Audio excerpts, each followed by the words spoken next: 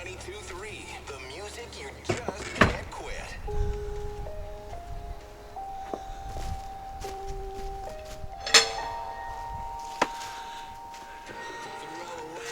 So good morning. Sorry about the squinting of the eyes, the sun's right in front of me. Welcome to day 4 of my 2-week chemo cycles, and I have 6 such cycles. Let me explain what that means. The chemo treatment that I'm receiving always starts on a Friday, and I go to the hospital and they infuse a whole bunch of medication into me that really then starts working on the cancer cells and things. And in the process, it also then begins the process of having side effects and just feeling crappy. I stay on some form of medications first day in the hospital, then one day at home with a bottle attached to my body, and then on the third day, which is a Sunday, I go to a nursing clinic and they disconnect me. Those 3 days, Friday, Saturday, and Sunday, are the worst parts of this cycle. That's when I can't sleep, I struggle eating, I'm constantly tired, I can barely talk. But following the disconnect on a Sunday, on that day 4 of Monday, which is today, it gets a lot better. Probably not at anything close to normal, but mentally I feel like I really need to get up, get my energy going, and indeed that's what we're going to do today. So you look around here and you see a lot more wood than I've shown you in the past. Why? Because we recently did feel the need to increase our wood supply, so we contracted a local company, and they came by and they took down upwards of 10 large trees that were either dead, they were diseased or dying, or in a threatening location relative to our home. So we do all of that, and you get piles and piles of very large logs. These are huge trees.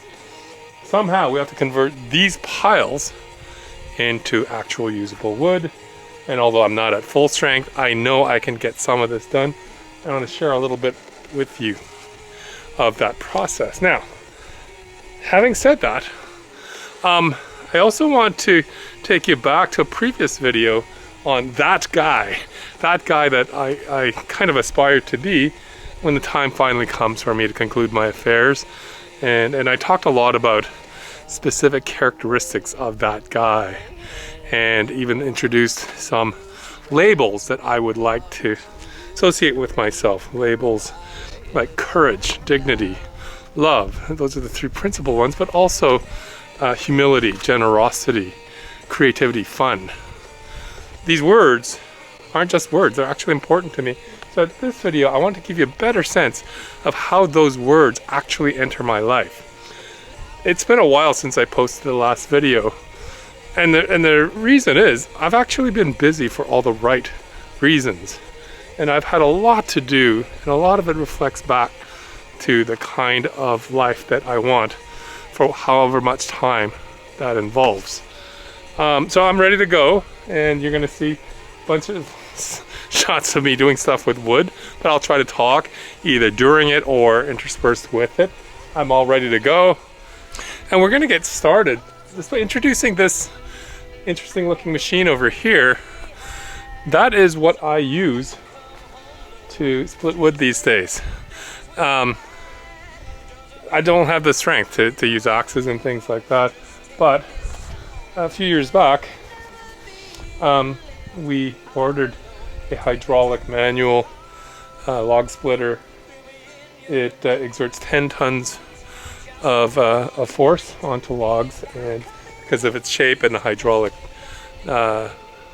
piston, it splits wood. So you're going to see me work on that, and today I'm going to take some of the more medium-sized stuff of older piles, keep splitting that, because ultimately we need to get through all of this, but we're going to work on the older stuff first so that we can immediately start using it. So with that, all set to go, and let's see how this all works.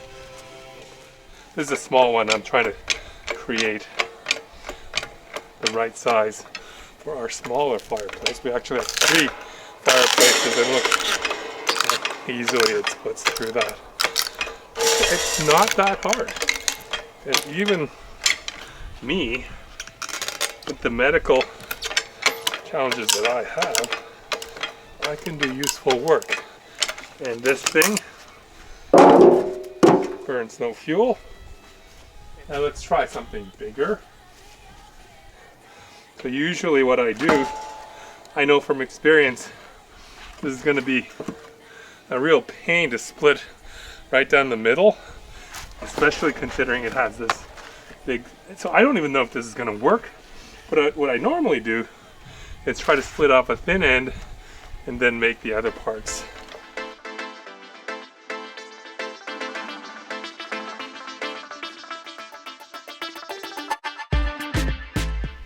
This used to be really hard to find. I had to get it from the States. But now it looks like you can get it anywhere and the prices are reasonable from any point of view.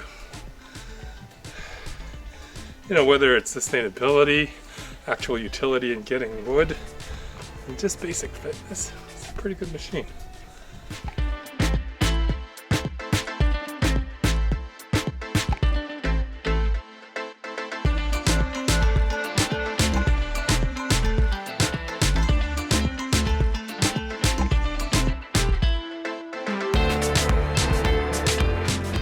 So it's been, well, I don't know, 20 minutes or so.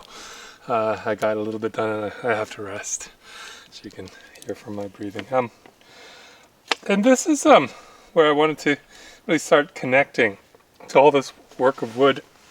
In many ways, is a way that I use to sort of reconnect with simpler things in life. And in doing so, of course, I think that brings certainly a bit of humility to know that it takes an awful lot of work if you want to go down the path of being a little lighter on our world.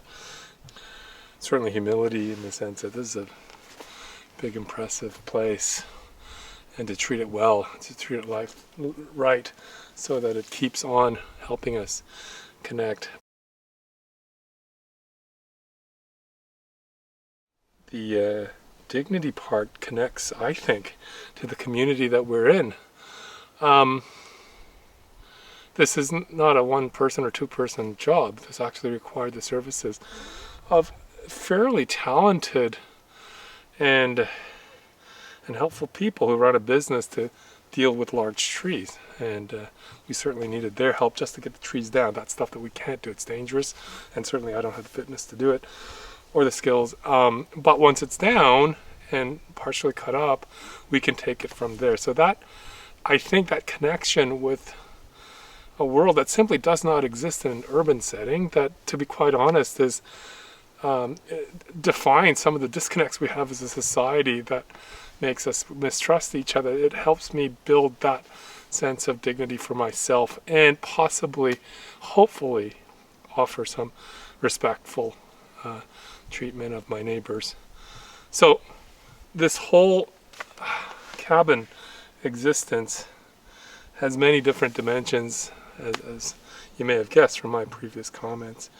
And whether it's our relationship to the trees, our relationship to water. We don't have a well here, or we don't have municipal water. It's simply the rain that we get. The solar energy, all of that stuff really is that part of recalibrating our existence as humans in a much broader scale, and what could be more dignified than that.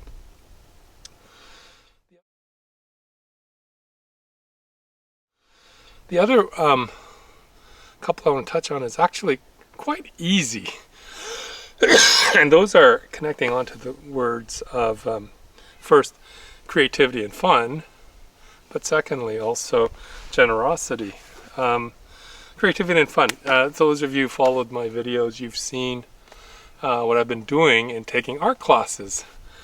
And it's been wonderful. And if you look at my drawings that were done actually in class under the direction of the instructor, you can see that they're really, I don't know, I'm very happy with them, and you can see the progression of the skills. But what's more interesting to me are the things that I do on my own for whatever reason. Those take a lot more work. The results are a lot uglier. I have a long way to go. But taking multiple tries at the same image that was an original creation, I can't imagine anything more engaging and rewarding and fun and creative than something like that.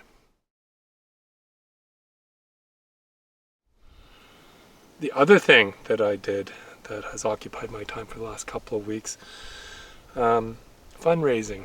So or at least if you've seen my previous video earlier on, I did this. With the contributions of my close friends, we raised $1,500 in 3 hours. Moreover, in this community of Owen Sound, that was the second highest achievement. We did that in 3 hours. And that speaks to that generosity of people when they are called to do it. More recently, I got called by my own old colleagues at McMaster University, my department, to perhaps be a focal point for their annual campaign. And I convinced them that perhaps targeting funds for a regional cancer center, mine, was the right thing to do. And indeed, they agreed. And I then contributed by offering my own personal experiences and comments. The original target was $3,000. We raised over $10,000 in 4 weeks. More than 3 times the effort. Again, when you start reaching into the inherent generosity of a lot of people like me, who have all the good fortune in the world, it's not that hard.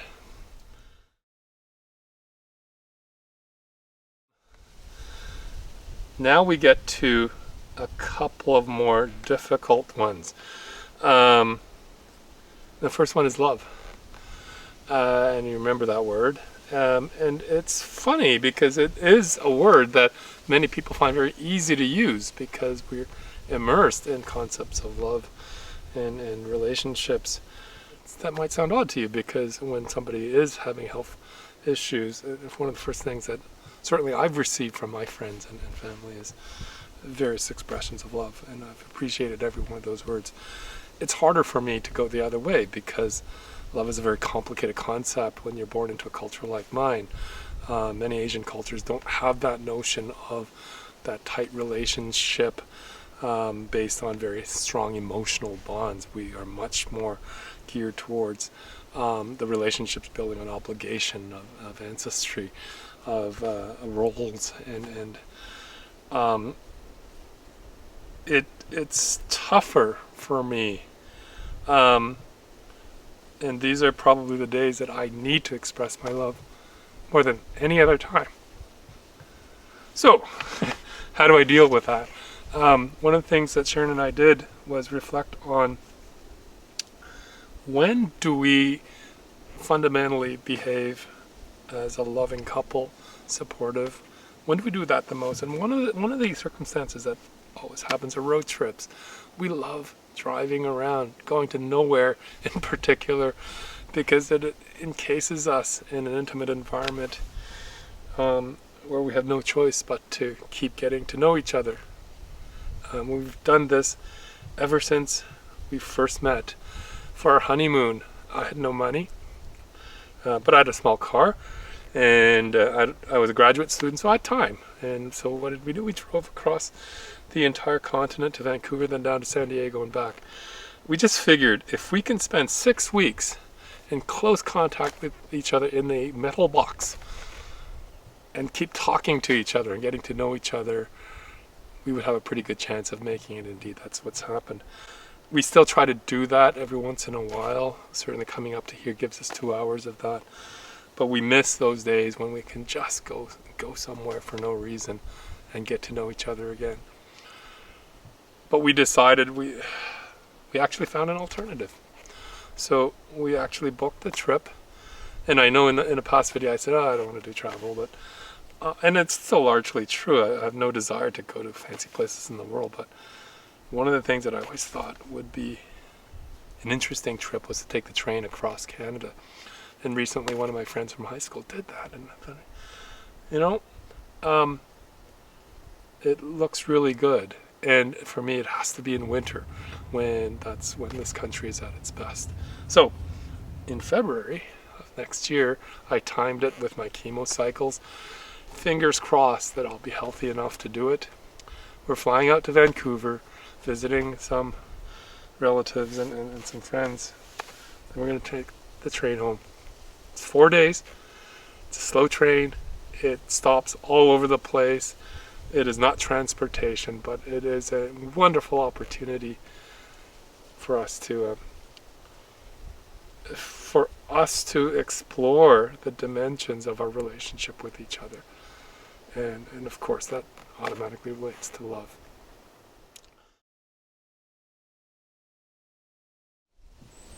And the final word is courage. That was a tough one for me. I'm the guy that never got picked on sports teams when I was young. I'm the guy that not too many people looked like me when I was younger, growing up in Canada. And growing up in a working class neighborhood, then landing in a world-class research university, I'm also the guy that struggled a lot to figure out how to make those worlds reconcile. So words like courage and strength never came easy to me when I think about myself. But certainly many of you have sent me endless, kind words of encouragement. And I'm almost starting to believe that that is part of who I am. And if you think about all these silly words that I use to try to guide my own life, I've come to the conclusion that courage is the totality of all of that, as long as we continue to let the sentiments that are associated with these words be the real guiding force in our lives. And even along that line, making this video, I came to the conclusion, oh my God, there's actually seems to be some structure and methodology in the way I'm approaching this, and the words aside, but how I translate those words into the kinds of things that I've been talking about today. And ironically, they all start with R. And they're 4 simple words. See if I can remember it. My brain is pretty foggy these days. Reflection. Okay, a lot of people talk about that these days. Second, rediscovery. And I've talked about that. Going back and doing things over and over again, even though you've done it a million times. Look for new things. Then reinvention. Take those learnings, the reflections, and the rediscovery. Figure out how it then impacts and do something with it. And finally is release. Do it with a bit of energy and passion. And right now, I don't have a lot of physical energy, but I still have a fair bit of mental energy. But that too is starting to decline. So I have some amount of time that I need to really, really engage with all these kinds of activities so that I have a shot at being that guy that I aspire to be. So it's as simple as that.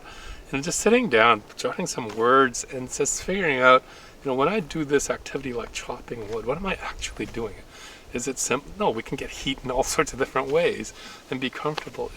It's for a very different reason, and reflecting and thinking about what that all means. That's made a big difference for me. So with that, I'm going to go back and do my woodwork. I might get a couple more rounds, but this was a very important video for me because of the fact that it tells me that my life is still great, and I've been able to do amazing things, and I have amazing things coming up, and what could be better than that? So take care, everyone. Be well.